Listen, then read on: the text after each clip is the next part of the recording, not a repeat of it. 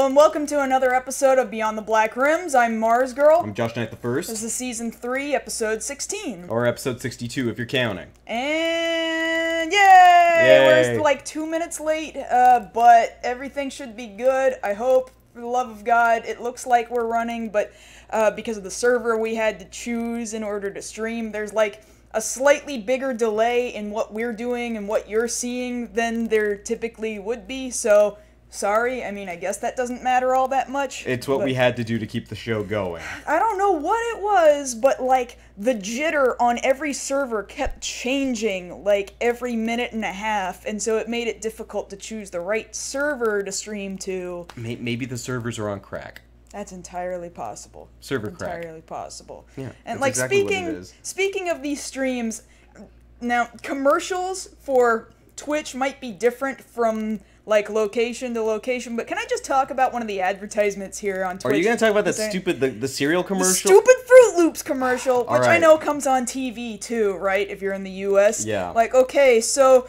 can I just talk for a second about how it makes me mad that it's like maybe it's smart and I just am stupid. Well, because it caters to people admittedly, intelligently, directly in our demographic who are like, you know what people these age like? Retro video games and then eating a bowl of cereal like Fruit Loops. In fact, we did buy a box of Fruit Loops. Yeah, but I'm the only one eating it. You haven't even opened the box. Yes, I have. It's half gone. What? Oh my God. I love Fruit Loops. Oh my God. That's not a problem for me. I can polish off just about any major cereal brand that you put in front of me. That's not even a thing. Come on. What are you talking about? Okay, I'm sorry. I just needed to bring that up. Like, every time it comes up... It can come across as patronizing that, hey, you're trying to sell something directly to me. Like, I was already gonna... Yeah, like, I am offended. I was already gonna buy your cereal. You didn't have to advertise to me. Like, I'm there for sugar milk. That's why I buy... Milk. Yeah, because I drink the milk after it's flavored like Fruit Loops, and there's no easier way to do that than just have a bowl of cereal. Hey, I get to eat too. That's true. If I happen to be playing, you know, Nintendo or Genesis while that's going on, so be it. If I'm watching Netflix, whatever. You don't have to tell me that this is for people who do that. We already did that.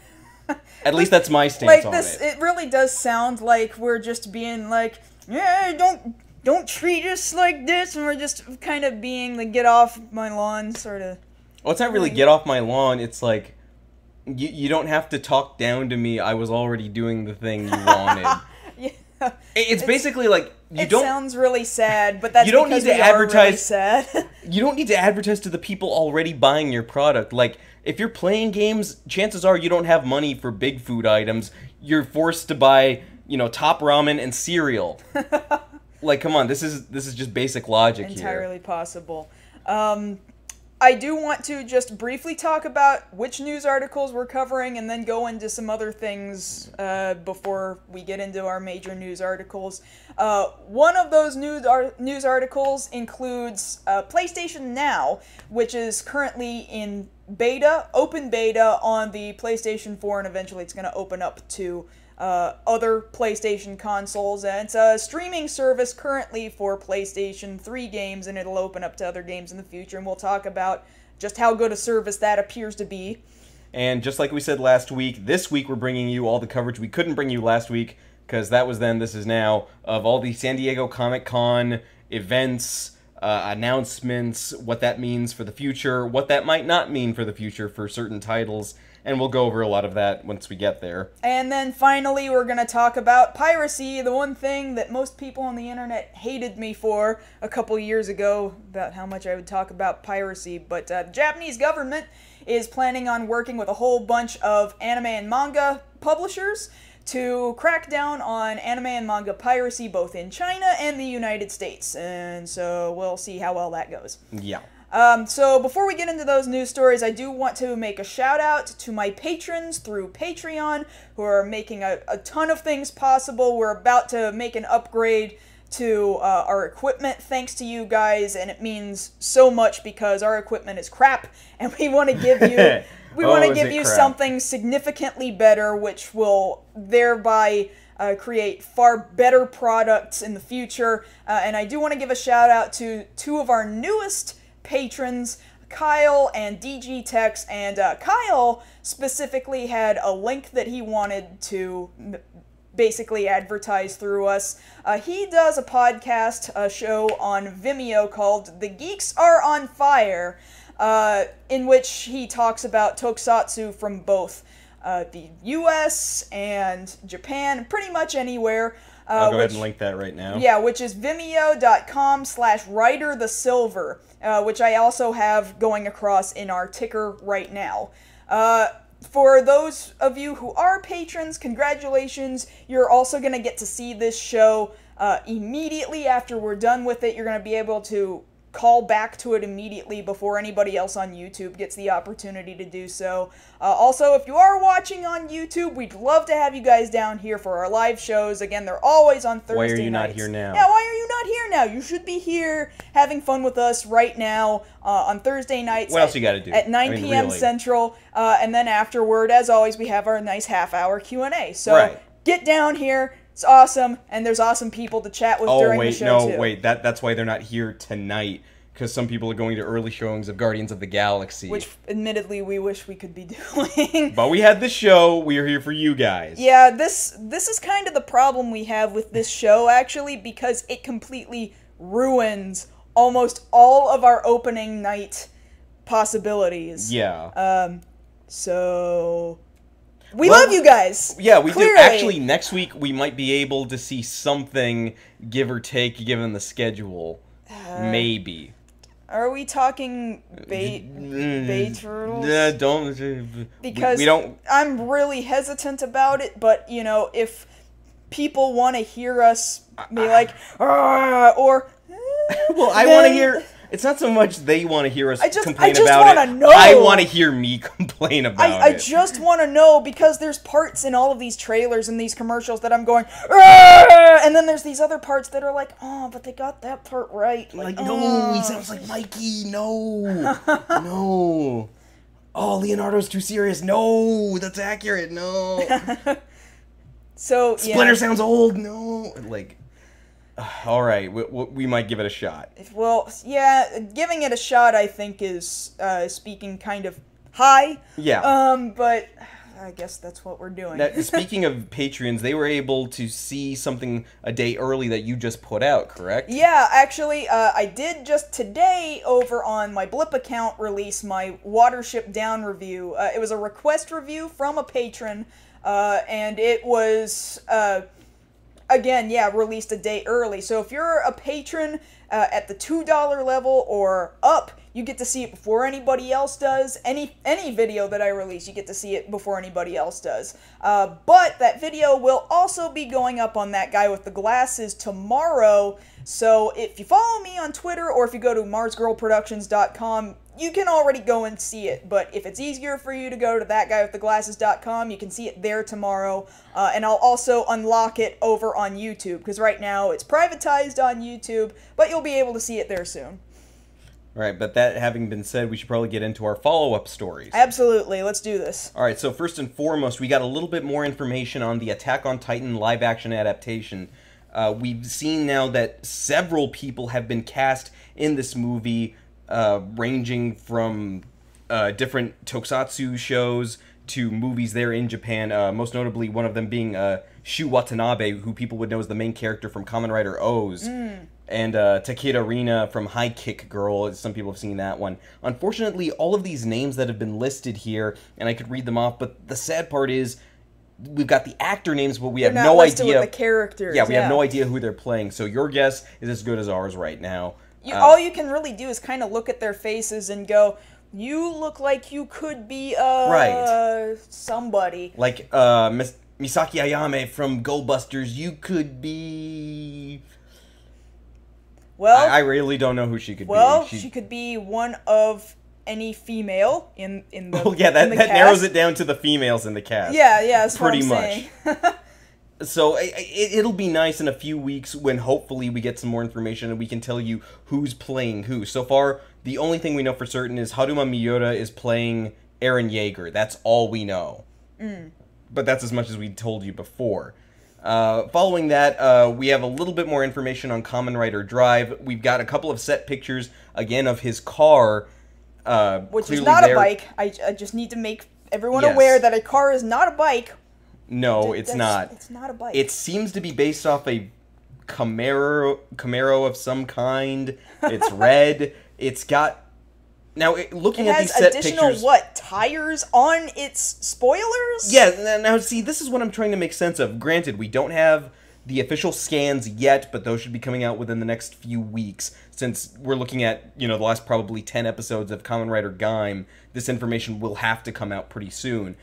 But all we have really to go off is this car and some really crappy faraway pictures of what we assume is Kamen Rider Drive. But from the looks of it, you look at the rear part of this car, and it looks like there's kind of another car underneath the car, back where the spoilers... Maybe it's a bike! I would almost prefer that it's a car that turns into a bike at this point.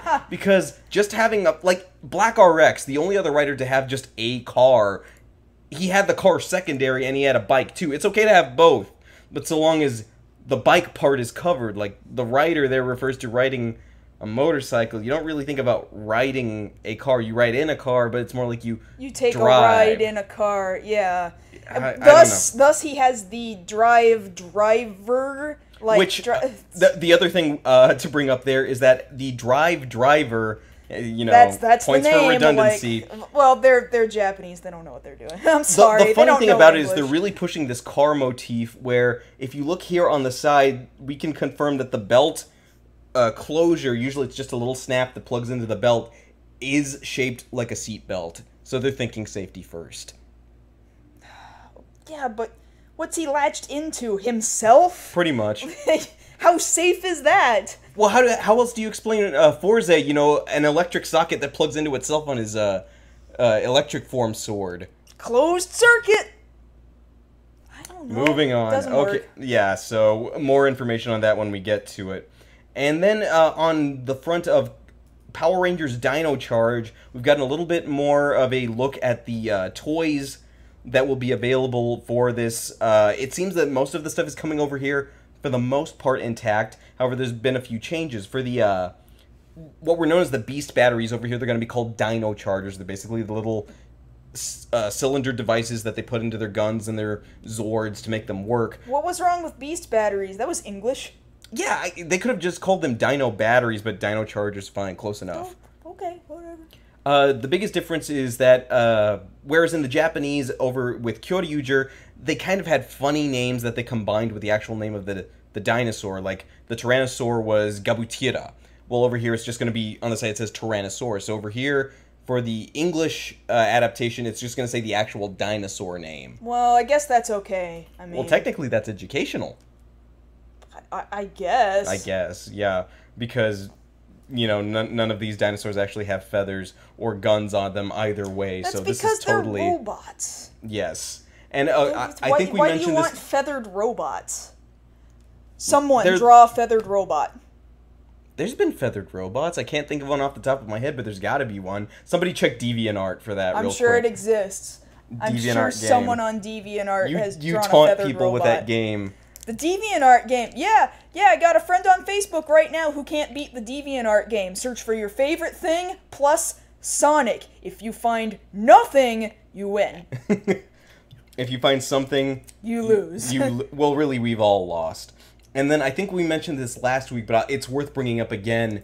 The Triceratops in the series, which is actually a pink ranger, for the toy on the Zord, they've changed it to kind of this periwinkle blue color because, we can't have pink on this. This is a boy's toy.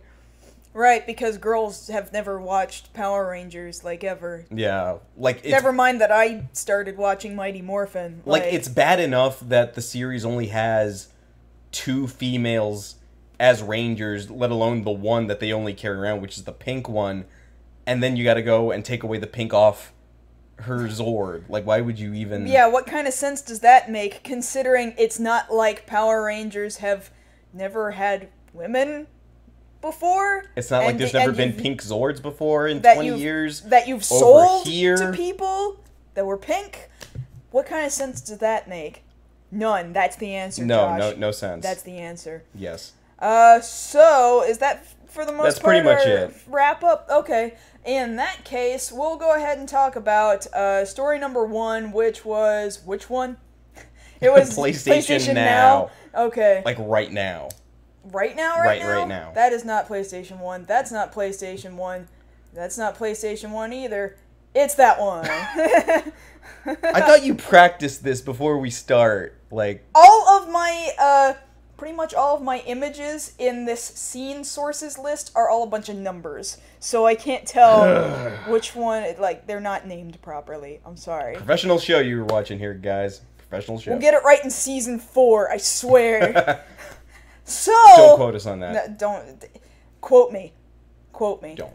Okay. Quote me. So, PlayStation Now, some of you who are current PlayStation 4 owners might already be looking into PlayStation Now. And what is PlayStation Now? Well, it's something of a streaming service where you can do video game rentals that are streamed from a cloud server over on Sony's end, and you stream download this video game off of their servers. You don't hard download anything onto your hard drive. They boast that, yeah, the response you get from the controller, even though we're streaming off of our servers to your console, it's like you're getting, like, no delay at all. I would be really interested in feeling that out for myself. Yeah, because I find that pretty hard to believe. Yeah, that's it. Like, I would imagine... I'm sure that's part of what this open beta is for, is to, like, stress test these servers to see just how well it can actually stream. Because, to the best of my knowledge, I can't get through, this week in particular, any YouTube video without it herking because ads are trying to play multiple times. Like, does this have ads built into this streaming service, or no? No, because what you're doing is paying for rentals. And thus you don't need advertising. Plus, oh my god, advertising on top of a video game when you've got all this action going on around you? Oh, that would be stupid. It would be awful. I'm just saying it wouldn't be the last stupid decision PlayStation's ever made. No, of course not. And in fact, there's a few stupid decisions that it seems that they have, in fact, made. For example, you can rent things for different lengths of time, starting from 4 hours... Like, I don't know why you would rent a game for only 4 hours unless the game, you know you can beat it in a really short amount of time. Like, if you're going for a speed run, yeah, otherwise... Up to 90 days. However... It's more reasonable. Yeah, but, like, the rental price on some of these, like, the 4-hour ones range somewhere in the, like, $2 to $3 range for 4 hours, and then some of these games that you can rent for 90 days are, like, full price of a game. Like $50. Like I may as well just go buy my own hard copy of the game and have it forever at that point. I'm not trying to be like an old fuddy-duddy or date myself, oh, back in my day, but I'm thinking, you know, $2 or $3 to rent a game, that's like Blockbuster prices back in the day for a whole day. And you're telling me I can only pay for 4 hours at that same price. I'm like, trying is to look inflation that bad right now? Somebody explain that to me. For 30 days of Metal Gear Solid 4, you can... $12.99. It's $12.99. For a week, you're spending $8. Like... That's more than $1 a day. Yeah, that's pretty dang ridiculous. And then on top of that, there's a lot of argument over, okay, so you've got PlayStation 3 games going on, that's nice. Okay, how about PlayStation 2 and PlayStation 1 games? And they're like, oh, we're not ready to do that just yet. We're still working on that. We're thinking about it. Wouldn't that be easier? Like, I would have let off with that. Yeah. You know, go back to PS2, PS1 games and stream those, because... They were just kind of... The vocabulary they used was something along the lines of, well, we just think that the PlayStation 3 has a very solid library, and for those of you who might have missed the PlayStation 3 generation, there's something wrong with it. What is it? Blah, blah, blah. No, because once you start giving that kind of lip service to your customers, that kind of automatically sends up a red flag, like, hey, something's wrong here. Yeah, well, on top of that, what this has also spawned, arguments within the community have been like, look, what we would really want out of you guys is, like, a legit emulator service so that we can play our PS1 and PS2 games on our PS3s and PS4s. Like, why is that so difficult? Right, exactly. You can't make your systems backwards compatible. You can sell some PS1 and PS2 games over PlayStation Network, but not necessarily everything. Like, the library's pretty good, but then sometimes after a certain amount of time, like, those games disappear and you can't buy them anymore. Right, yeah.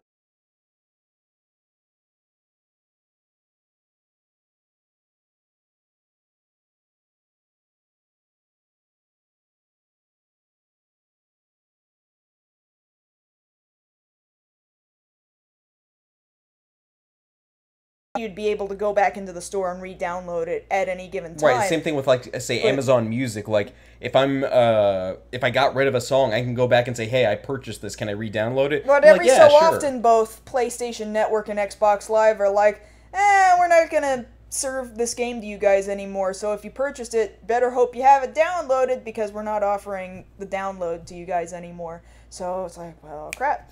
So people are just complaining, like, this isn't the service we want. We want to be able to take our PS1 and our PS2 games that we already have, or we want you to give us the option to play the PS1 or the PS2 games that we don't have, but you're not giving us that option because those libraries contained so many great games. Like, this was a huge gaming boom around, the 64-bit era and on. Right.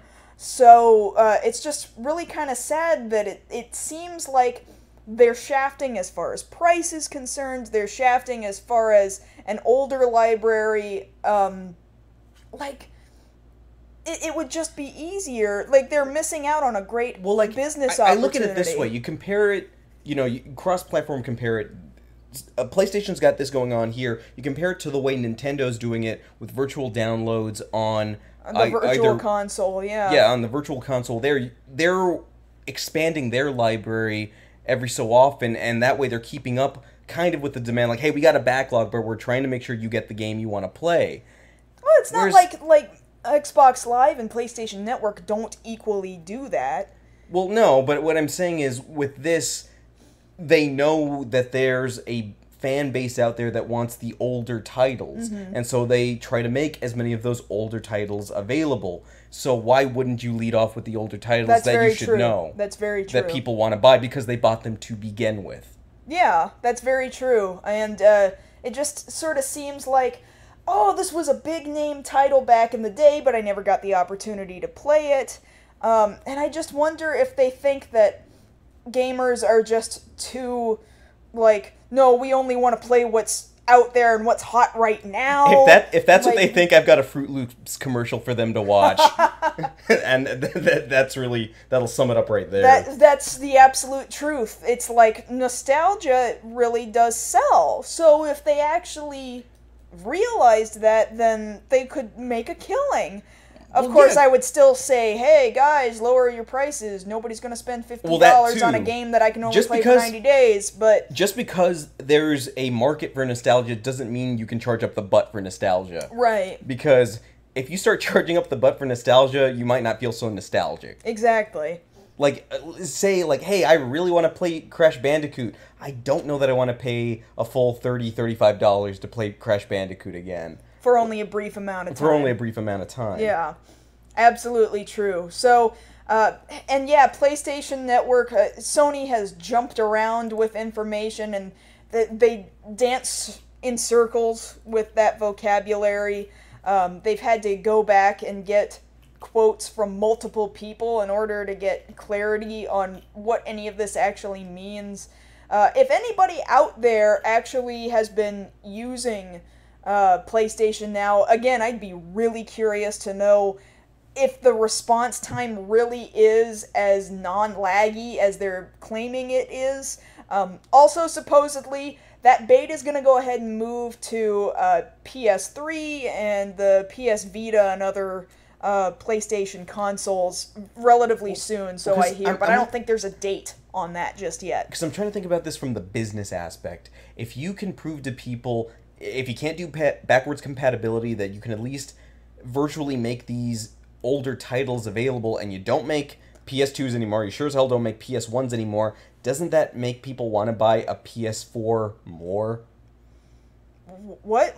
Wait, Basically, clarify that. Basically, allowing those older titles to be available makes the PlayStation 4 look more appealing Okay, I get to a what new you're buyer. saying. Yeah. It would for me, that's for sure, because I Yeah, still because haven't you're still purchased holding a PS4. out, right? Yeah, because I'm waiting for, guess what, franchises that are dated to release, like Final Fantasy and Kingdom Hearts, which, you know, I'm not out there buying brand new games because I'm scared of the brand new games. I'm scared that I'm going to get burned on them. Right. And even though I know I've been burned by Final Fantasy and even Kingdom Hearts recently, there's still like this attachment because it is a grandfathered series. Well, see, and so I would go back and I would play these older titles. That's a little different though, because at least specifically with Kingdom Hearts, you don't have to worry about a virtual copy because they will just re-release an updated HD version 1.5 with ice cream for you to buy later on down the road. And hot syrup and sugar coating on and top the sprinkles. of the sprinkles. You can't forget the sprinkles. And chocolate chips and all that goodness. You'll be able to taste Kingdom Hearts this time, is what I'm saying. I don't know that I want to taste Kingdom Hearts. You don't want to taste that sea salt ice cream for yourself? Okay, that I would want to taste. I don't want to... 3D CG sea salt ice cream. You know what I don't want to taste? The darkness. Oh my god. The darkety darkness of darkness and despair. Blah. Yeah. But basically, they've got a lot of work to do if they're going to make now... If they're going to make people really want it. Because right now I don't want it. I don't care enough right now to want it. I would far rather pay for GameFly than I would for a PlayStation Now. And GameFly is not a streaming service. I know other consoles have been working on these streaming sort of services, but I want to say that PlayStation Now is like the one getting the most publicity. It's easier to get a hold of, the one getting pushed into the forefront. I remember a couple of years ago there was a console that was supposed to be like nothing but streaming games, and it just kind of fell flat. It was supposed to be a pretty cheap just box with a controller.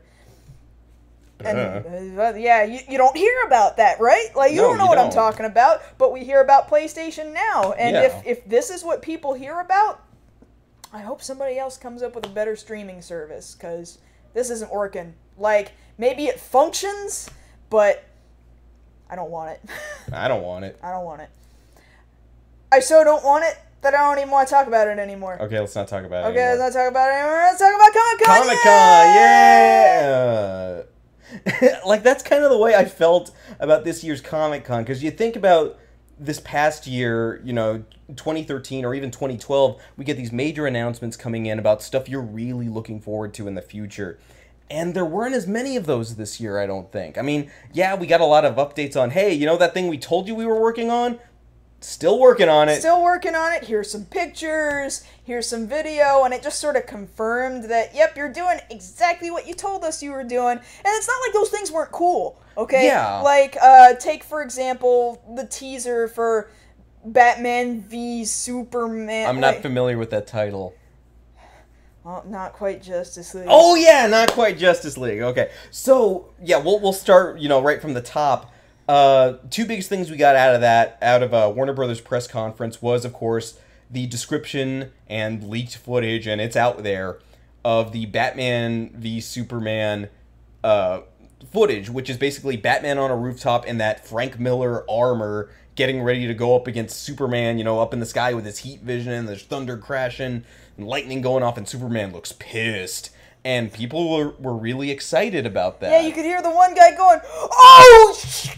Yeah, and he held himself back, but he was just screaming like, "Oh my god, this is the most amazing thing I've ever seen!" And, like, it looked okay. It looked cool. Although I think it's a little sad that that's the most excited I've seen people about Superman since before Man of Steel. I know, right? But then the other big news that we got out of that, and I think we got a picture here, of course, the reveal confirming Wonder Woman, and you'll see her here on the screen. And almost immediately the comparisons came out. She looks just like Xena! Which is kind of funny because really years ago Lucy Lawless would have been an amazing I still hold to the idea Wonder that Woman. in my own mind... Like, we should have done this a long time ago, Yeah. and now this is what you're doing to make up for it, I guess. And you look at the costume and it's like, okay, yeah, there's obviously a sepia tone here over the picture, but you take away the whole Xena correlation with the costume, it more or less looks accurate. Yeah, it's just, I guess.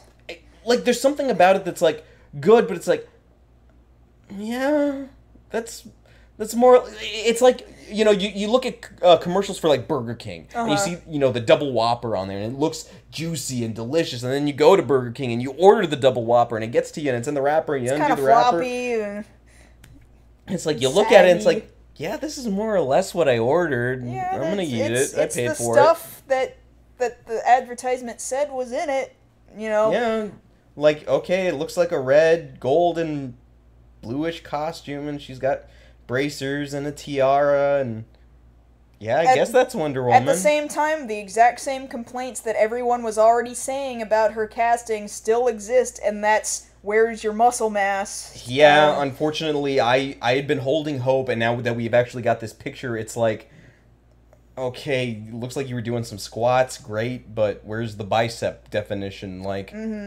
like She looks soft and smooth to me, is all I'm saying. Like, you spend a little too much time on Thermascara, you know, and I'm afraid of that. I'm afraid of that. You should be working out over there being this Amazon princess that you are, and yet you look like the cover of Lancome, you know? Like, real pretty. She's real pretty, and that's fine. Maybe she's born with it. Maybe she's an Amazon. Well, because she is. That's true. I mean, don't get me wrong, she looks great in the costume, but does she look like Wonder Woman? well, see, that's my problem with it. She looks about as good as any other cosplayer that was there at San Diego Comic-Con, and I can't differentiate. You know, like, there should be a clear difference between a cosplayer and the actual person portraying the role. Yeah. Like, yeah, you can have a really good Spider-Man costume on, but when you see Andrew Garfield in the costume, you're like, no, that's Spider-Man. Well, okay, so here's another argument then. Perhaps what we need to do is wait and see her actually in action. Which is the same thing we usually say about most writer series. You Yeah, know. like, do we wait to see how she is characterized, not just how she looks. Like, yeah, I'm not too thrilled with how she looks, but if she can sell me on the fact that this is a woman from this island, and then she's come over here to the U.S., and she's learning about what our culture is, and then she really stands for something that really means something to us, like, if she can make me believe that, then I will give the costume a pass. Right. And I will give her muscle mass a pass. Now, the other thing, speaking of costumes, we got confirmation, it was there on the floor, that we could see flat out that Batman's costume is indeed the black and the gray. Go ahead and link people in the chat to Yeah, this, because I think it's really interesting to look at, and I actually do not have a picture to show you guys on video. Yeah, I'll pull up this picture right here for you guys to see. I am so happy. I know you are. I understand completely why Kevin Smith was like, you guys don't understand, you have to see it. And there it is, confirmed. Like, people have been waiting lifetimes to see those colors there. And granted, it's a little more New 52, but I don't care. I've got a gray suit with a black bat on there, and I don't even mind so much that it's the big old Frank Miller That's a fat one. bat. I don't mind if it's a fat bat. I'm fine with fat bat. But that you know, that's the good news. It's like fruit bat. It's like a friggin' fruit bat. Yeah. Fruit bats are huge. That's all. That's what I'm saying. Fruit bats are huge. You know what's huger than a fruit bat? Godzilla. Yes, that is correct. Right, and then there was the Godzilla. That's my bad segue there in the news. I know, and I was trying to avoid like, you took that. You gotta work with me. No, I don't. So anyway, Godzilla 2 confirmed that maybe not in that movie, but at least over the course of several movies, they confirmed top 3 baddies. We got Rodan. We've got Toho monsters. We got Rodan. Toho monsters. We got Mothra, and we got freaking King Ghidorah. Yes! King Ghidorah. Yes, I am there so hard now. Like, like, people wanted Mothra. I'm like, no, give me freaking King Ghidorah. Give him to me now. And supposedly, and this will bring me to another point, there was a little bit of footage there showing what the new designs look like, and they look really crisp, really realistic, kind of the way they made Godzilla. And there's this teaser footage that's apparently shown there of, you know, codename Mothra, codename Rodan, codename Ghidorah, attack imminent, and then the tagline from this last movie, let them fight.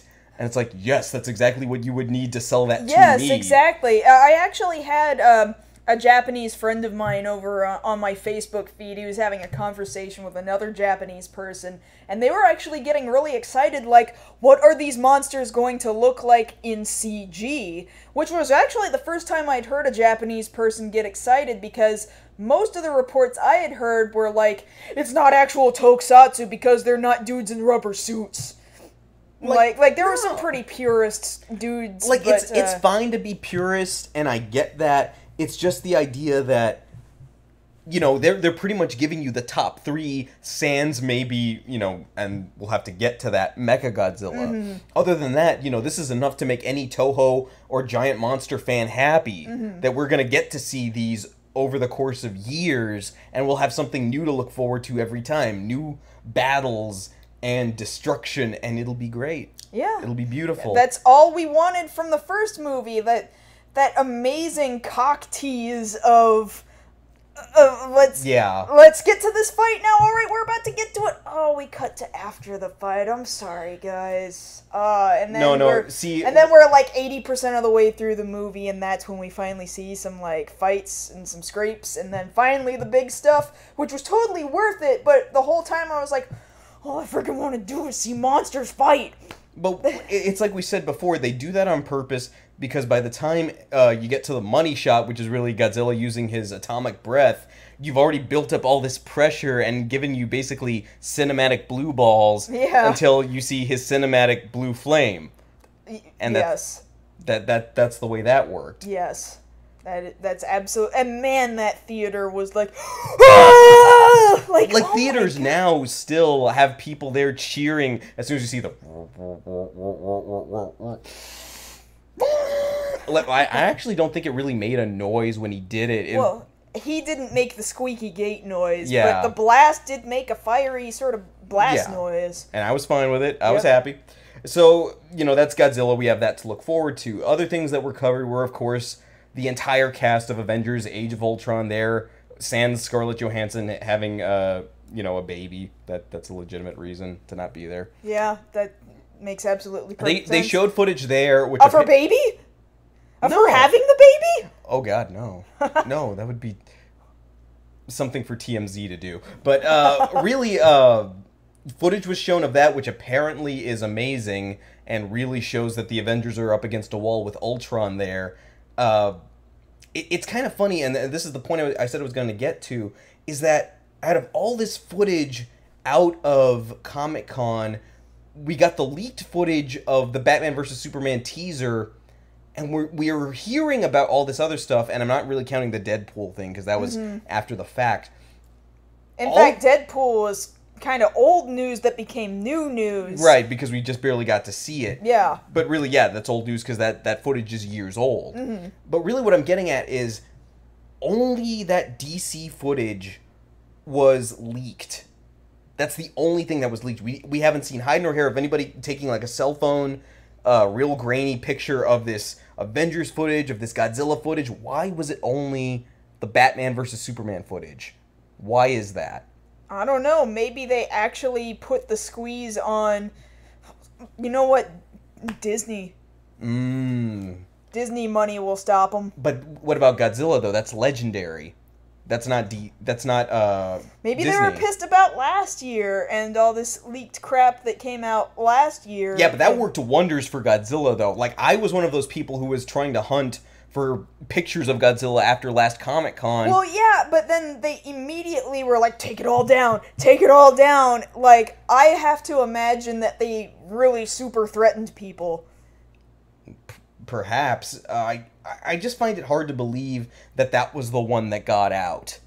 You know, the one that has the most writing on it, because you don't have to worry about Age of Ultron making money. That's a sequel. It's already going to make money. You don't have to worry about Godzilla making money. That's a sequel. And those already made major numbers over the past 2 years. Batman vs. Superman is the gamble. I almost am willing to make the argument that WB let that footage leak. Possible. Of course, at the same time, I also feel like that's just my opinion. doesn't care enough about their properties. Yeah. So... And the other thing to bring up from there, they also showed a little bit of footage from Ant-Man. And just to kind of wrap up this section so we have time to talk about the last topic, Ant-Man, now that we're actually getting confirmation of who's playing who, what the story is, where it takes place, I'm not so sure I'm cool with it anymore. No, because now it sounds like it is almost completely not accurate to source material Ant-Man hardly at all. Yeah, because now we're dealing with a much older Hank Pym. Like, we already kind of knew that. But it's a Hank Pym who, according to, this news that was let out there at San Diego Comic-Con, he did marry Janet Van Dyne, but she's dead by the time the movie takes place. So who knows whether or not she was ever the Wasp. Like, that's major right there. Like, you pretty much killed off one of the founding members next to him of the Avengers, and now they have nothing to do with the Avengers. That's a pretty big blow. And you say what you want for Marvel Cinematic Universe continuity. As a fan, that's gotta hurt.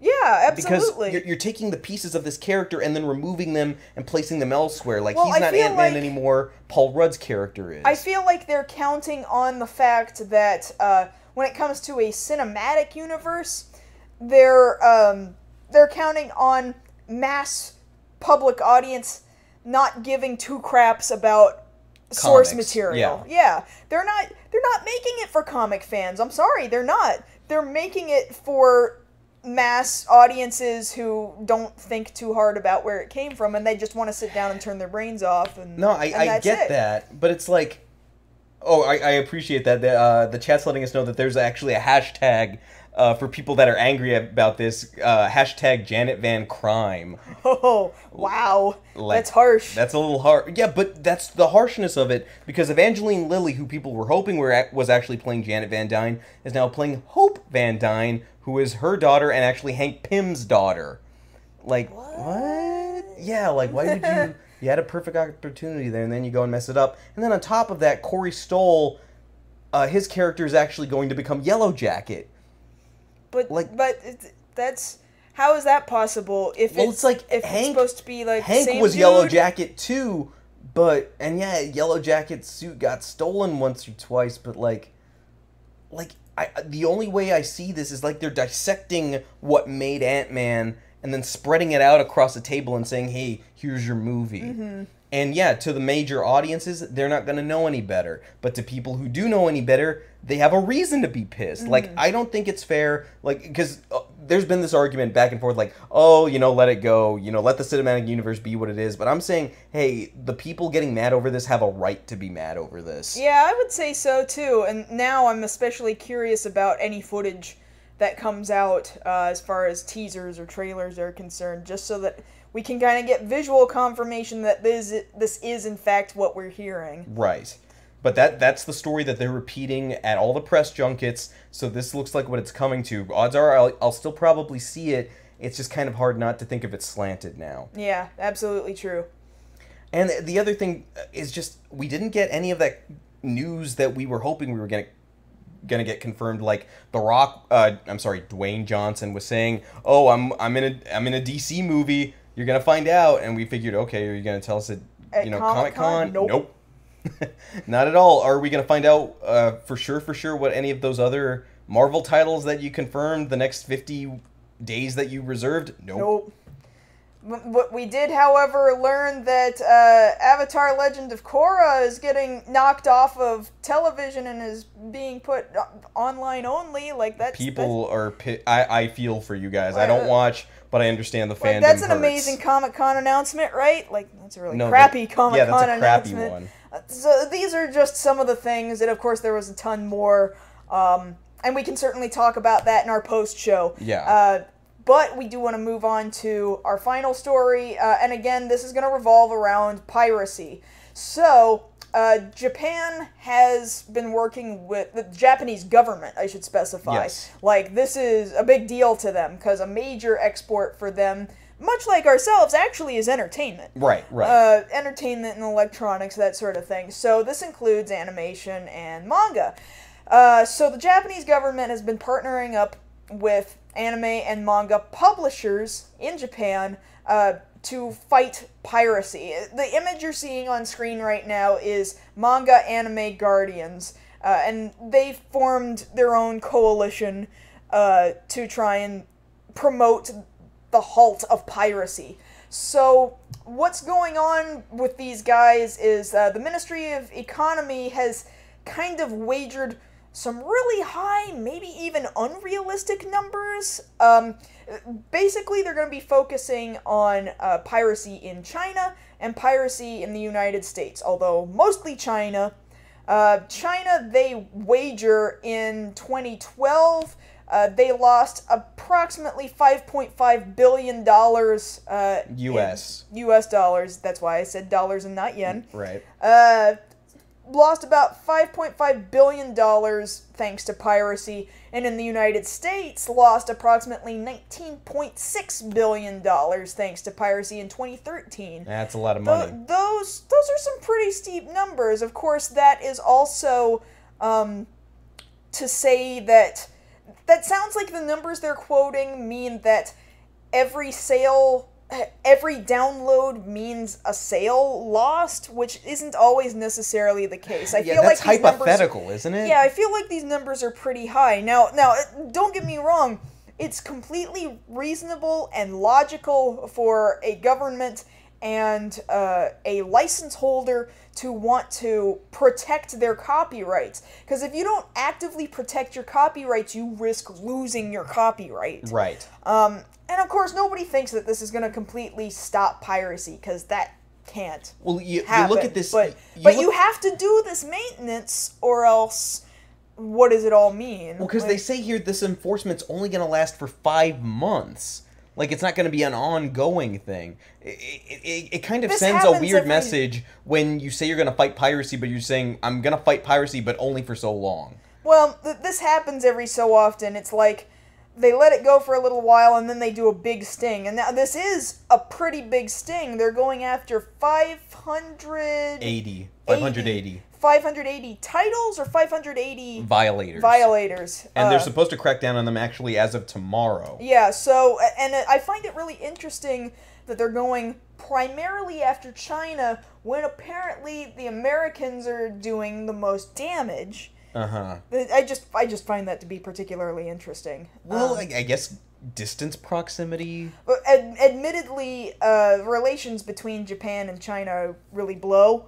Uh-huh. So, it kind of makes sense. And of course, China is like king of the bootlegs. So, you tackle China, perhaps that reduces access. Perhaps they're concerned that the Chinese are making sales of pirated stuff, which happens from time to time, whereas Americans are more like, no, we're not selling, we're just giving it away. Right. I think there is a pretty major difference between the two. Well, because you think about it, you go to like a half-price books around here, you find bootlegs, they're from China. Oh, yeah, absolutely. And then that brings up the whole thing of like, you know, a bootleg copy, like I burned a disc, made a very bad printed cover, and then sold that. I guess that's China's problem over here.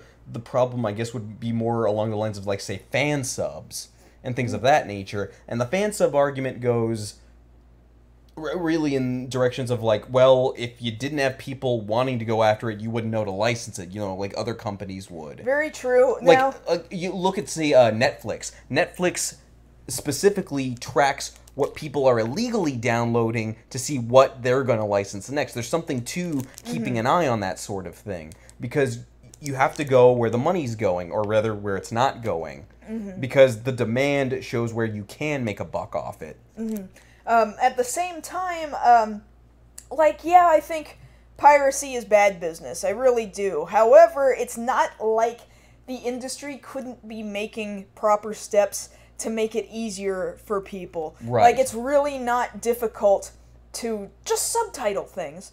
we're not asking for full voiceover dubs, you know? We're not asking for English language dubs, we just want availability. Right, exactly. And fan subbers are totally willing to do, like, look at Crunchyroll. They used to be piracy like nobody's business, and now they're legit. Right. And they're doing a pretty decent job at it. You've got fan subbers doing legit work now. If you give fan subbers the opportunity to do real work, make it available to people for free, but go ahead and have advertisements so that the money does go back to the producers, do that. Of course, they also have a manga service that they've released now as well that you can pay a subscription fee for. And it's not perfect yet. There's only so much available. It's a good step in the right direction, but it's the fact that they're making stuff available through proper channels. That in and of itself reduces piracy. Yeah, but even Crunchyroll's subscription service isn't perfect. You know, you want to be able to, they only give you, I think, the most recent chapter for free, which to me doesn't make sense because I'm like, oh, I want to read this because I'm new to this. Oh, I can read the latest chapter and spoil it for myself. Yeah, like, I can see that argument. So, I think there's a lot of work that needs to be done when it comes to the distribution of manga legally. That one I think is a little bit more difficult. Like, how do you properly do advertisements with manga? Like, do you force them to use a specific reader? Like, for example, Marvel, you can read Marvel digital comics, but you can only do it through their specific reader or through their app on mobile devices. It's not like Manga Fox where you just page through these HTML pages. I imagine you would have to have a specified reader where you're locked in and you really can't get it out another way. Right. I totally understand the government pursuing illegal distribution of titles that already do have a legal option within these different countries that have signed the Byrne Act, for example, and specifically the United States. Like, if they're going after I'm just going to throw out an arbitrary name like Haruhi. Like, if somebody is pirating the Haruhi manga or anime, like, no, you shouldn't friggin' be doing that because you have legal options. Right, exactly. In all sorts of different locations. That makes sense. It makes slightly less sense when you're talking about something that's not quite available. Like, I get it. It's your property. You want to protect it. So, again, the industry needs to make steps to step up their game and find that way to provide it for people who legitimately want to have it, and the people who do legitimately want to contribute directly to the developers and the artists. Yeah, exactly. Like, I think the best thing, and we only have a few minutes to bring this up, but I think this ties into it, is the fact that one of the major announcements that we had this past week or weekend was that the announcement nobody expected. Shout Factory said that they were finally going to release Zoo Ranger. Which was freaking amazing. Like, blew my mind. I had no idea it was even friggin' coming. But this is the example that we're talking about. This being available to people is what people, in essence, have been crying out for. We want Super Sentai available legally over here. Can you just find a way to give it to us? And now, after how many years of, 20 years of Power Rangers, we can finally get this. Yeah, because I know, like, over the years, I was sitting here saying, Saban, you have all the Japanese footage just sitting on your shelves. Why is it so difficult for you to just subtitle what you got and then let the public have it? Apparently, it's not really all that difficult. Like, because I'm not gonna lie, after I realized, hey, there's something fishy about this Power Rangers show, what is it? And then I learned, oh, it's Japanese sourced. What is this Japanese source? Then I go and I look for it. And yeah, there's all this other Super Sentai that came before it, and all this Super Sentai that came after it. But I was specifically after Zoo Ranger because that was Mighty Morphin Power Rangers, and I wanted that comparison. So yeah, I did go after it illegally, and I was like, oh my god, my mind is blown because this is, like, completely different. But then there's that idea back then when you go looking for it is that you're never going to get the chance to get this legally. Well, now, after all this time... we thought it would never happen. We thought it would never happen, and now it's finally happening. Yeah, now I'm eating my words. So. And now you look at the comparison, though. You compare it to something like, say, Sailor Moon, where you had your American adaptation in the 90s, and then later on down the road, you're finally able to go back and look at the original material. This is kind of that same thing, where you have your original American... sourced, not American sourced, the American product. Like the Deke dub and re-edit. Yeah. Right, and then years later you're able to compare it and see, oh, okay, so this is the difference. The only difference majorly being you can get both copies of Power Rangers and Zyuranger hopefully soon, whereas with the Deke dub you have no chance of getting that anymore. Yeah, what's kind of funny about this Zyuranger release is that actually I'm surprised at the number of people who are like mad that this is the one that's it was the same case with Sailor Moon. No matter how positive the news is, somebody's got to have a weird reason to be mad about it. Well, yeah, because it's like a large reason why people are mad about it is because it's like, oh, it's a Power Rangers tie-in. It's not the Super Sentai series that should have been released, and I'm sitting here going, why? Like, I think the major reason why any Americans are into tokusatsu at all right now is thanks to Mighty Morphin Power Rangers, which is thanks to Zyuranger. So I don't necessarily understand the complaint, but no. In any case... But that's only scratching the surface, but we're kind of out of time right now. We are more than happy to talk more about this in the post-show. Absolutely. Again, for you guys who are watching on YouTube, you should totally get over here to our live shows so that you can continue to talk to us post-show about all these topics we've been talking about and anything else you want to address with us as well. Again, big thanks to our patrons from Patreon.